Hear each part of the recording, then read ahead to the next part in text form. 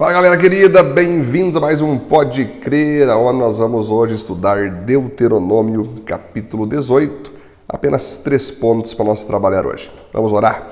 Senhor, em nome de Jesus, siga nos abençoando e edificando a nossa vida através da Tua maravilhosa e abençoada palavra. Em nome de Jesus, amém, amém queridos, glória a Deus.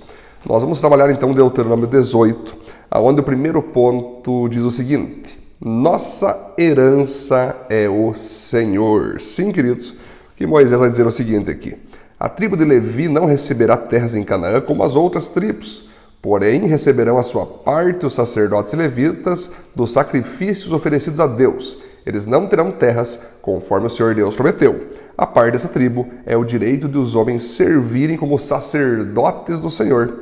Quando alguém oferecer touros ou bodes em sacrifício a Deus, os sacerdotes receberão o quarto dianteiro, as queixadas e o bucho. Receberão também o que for colhido ou preparado primeiro, sejam cereais ou vinho ou azeite ou lã. Vamos trabalhar aqui então que sacerdotes e levitas, eles eram consagrados para trabalhar na obra de Deus.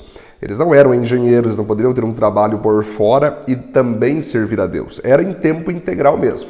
Era dedicação total, 100% ao ministério. Como são hoje, uma pessoa como eu, pastores que são integrais, né? Existem pastores que são bivocacionados, que trabalham na igreja, mas também trabalham em outro trabalho fora da igreja. Mas o principal que Deus espera dos pastores, os seus levitas e sacerdotes, é que eles sirvam a obra em tempo integral, para poder estar disponíveis ali sempre que uma ovelha precisar, sempre que uma ovelha chamar, e pensar igreja, dormir pensando em igreja, acordar pensando em igreja, servir integralmente a igreja. E é evidente que Deus vai estar abençoando pastores, líderes que se dedicam em tempo integral. Sim, Deus não abençoa somente aquelas pessoas que ouvem o evangelho do pregador, mas principalmente Deus abençoa aqueles que pregam o evangelho para os ouvintes. Sim, se ovelhas podem prosperar e devem prosperar, quem dirá os pastores e aqueles que pregam para essas ovelhas? Tem que prosperar ainda mais. E Deus provê então levantamentos de recursos para prover a nossa vida, né? Prover a vida daqueles que se levantam e são chamados para serem pastores, líderes integral na sua obra, né? Mas aqui também mostra algo profético, que a herança de um cristão não é essa terra. Nós não temos que nos preocupar com o que nós vamos ganhar nessa terra, por mais que nós vamos ganhar, estamos ganhando aquilo que nós chamamos de bênçãos, né?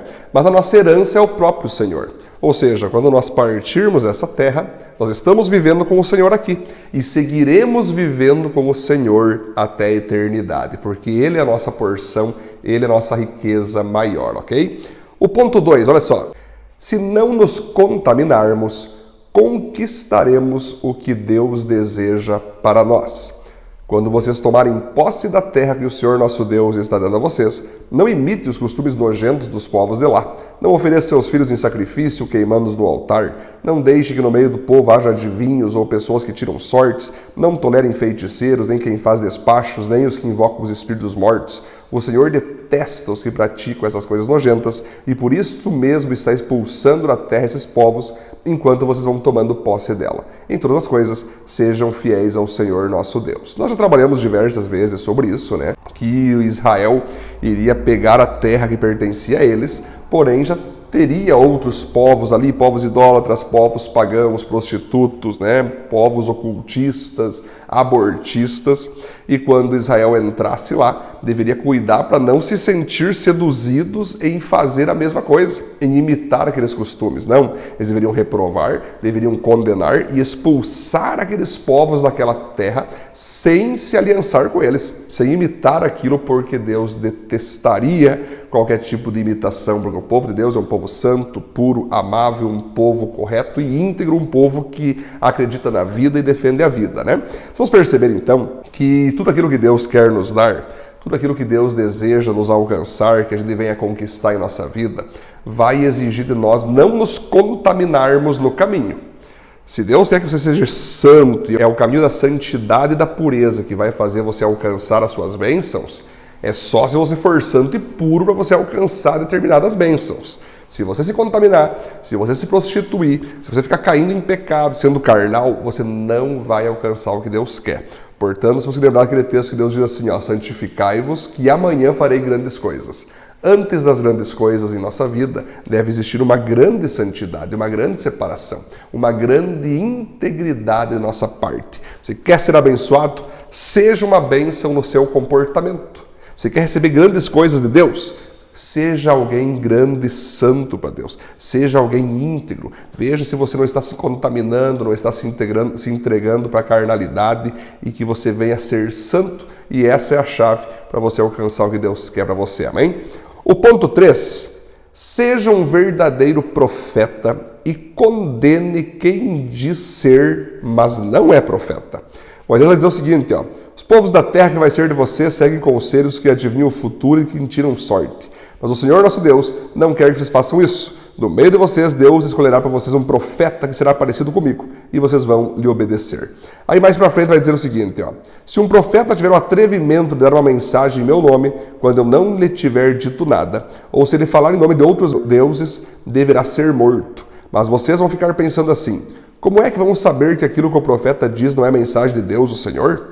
Fiquem sabendo que se um profeta falar em nome de Deus, mas se o que disser não acontecer, então o que disse não foi mensagem de Deus. Esse profeta foi atrevido e vocês não precisam ter medo dele. É interessante que Moisés aqui está dizendo agora, de modo profético, na verdade ele está preparando o povo para o seu sucessor, que seria Josué.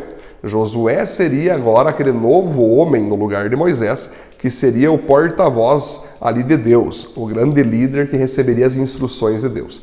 Moisés estava preparando o povo agora para entender que ele, Moisés, teria sido então até aquele momento o porta-voz de Deus para eles. Mas Moisés logo seria levado aos céus. Então quem estava aparecendo, estava sendo preparado, já tinha sido anunciado, era Josué, queridos. Por isso que o profeta Moisés está preparando o caminho para o profeta Josué, né? Mas ao mesmo tempo é algo profético aqui, que Deus está profetizando para um tempo que viria milhares de anos depois, que era a própria pessoa do Senhor Jesus Cristo, que a partir dele, então, com a sua vida, com a sua morte, ressurreição e ascensão, enviando o Espírito Santo para a sua igreja, nós deveríamos então ouvir a voz do Espírito Santo. Esse que seria o profeta e é o profeta, né?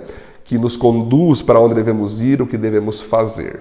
E aí ele vai dizer o seguinte, então, que nós não podemos nos preocupar com profetas que falam coisas que não se cumprem.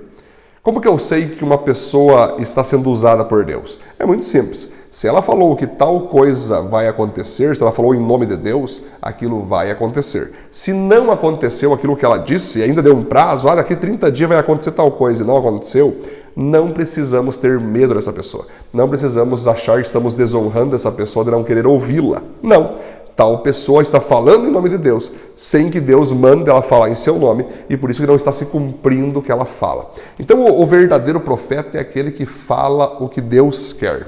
O falso profeta fala aquilo que Deus não quer que seja falado. Por isso que o verdadeiro profeta, quando fala, aquilo se cumpre. Quando o falso profeta fala, aquilo não se cumpre. E aí vale uma outra parte aqui também, que um verdadeiro profeta fala aquilo que as pessoas precisam ouvir. Um falso profeta fala aquilo que as pessoas querem ouvir. Um verdadeiro profeta, ele causa dor para a cura. Um falso profeta causa uma suposta cura para ter uma dor lá na frente depois. Então nós temos que entender quem são os verdadeiros, os falsos profetas, e nós mesmos ser profetas verdadeiros. Amém, queridos? Esse foi Deuteronômio 18. Vamos orar? Senhor, em nome de Jesus, te louvamos por mais um vídeo, por mais um estudo maravilhoso. Que o Senhor siga fazendo de nós pessoas íntegras, puras, que não se corrompem, verdadeiras profetas, no nome de Jesus. Amém. Amém, queridos. Deus abençoe. Até amanhã em Deuteronômio 19. Valeu.